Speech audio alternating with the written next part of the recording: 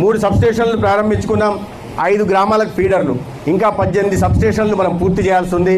133 గ్రామాలకి ఫీడర్ ద్వారా 24/7 నిరంతరం ఎటువంటి అంతరాయం లేకుండా కరెంటు సరఫరా చేయాల్సి ఉంది.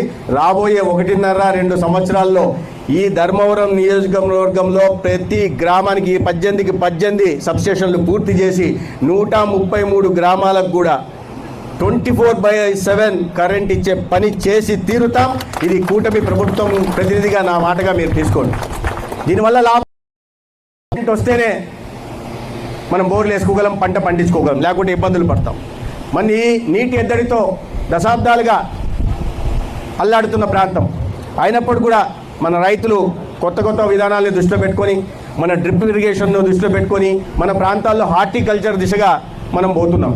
అయితే 5 సంవత్సరాలు డ్రిప్ ఇరిగేషన్ కూడా మనకు రావాల్సిన 90% సబ్సిడీ ఇవ్వాలా. మళ్ళీ ఇప్పుడు కొత్త ప్రభుత్వం వచ్చిన తర్వాత ఆ సబ్సిడీ ఇస్తుంది. అది కాకుండా ఇళ్ళకు కూడా కరెంట్ ఉండాలా. ఎండాకాలం వస్తే పోయిన ఎలక్షన్లో నేను మీ ఊరికి వచ్చినప్పుడు, మీ ఊరికంటే రాత్రి వచ్చిన, అప్రాచరుకు రాత్రి వచ్చినా కూడా సరిపోయి, లేకపోతే మంచి ఎండలో రోజు పొద్దున్న నుంచి 6 గంటల నుంచి రాత్రి దాకా తిప్పేవాళ్ళు.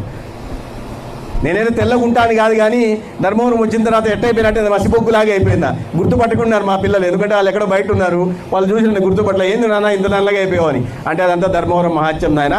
అయినా సరే ఆశీర్వదించారు. ఎండలో తిరిగాను కాబట్టి ప్రజలు మెచ్చారు, ఆశీర్వదించారు. ఇవాళ ఎమ్మెల్యేకి గెలిచాం, మంత్రిగా ఉన్నాం కాబట్టి వాళ్ళకి ఎప్పటికీ రుణపడి ఉండాలా. వాళ్ళు ఇచ్చిన ఆశీర్వాదానికి రుణం తీర్చుకోవాలని కూడా నేను నా పిల్లలతో చెప్పడం జరిగింది.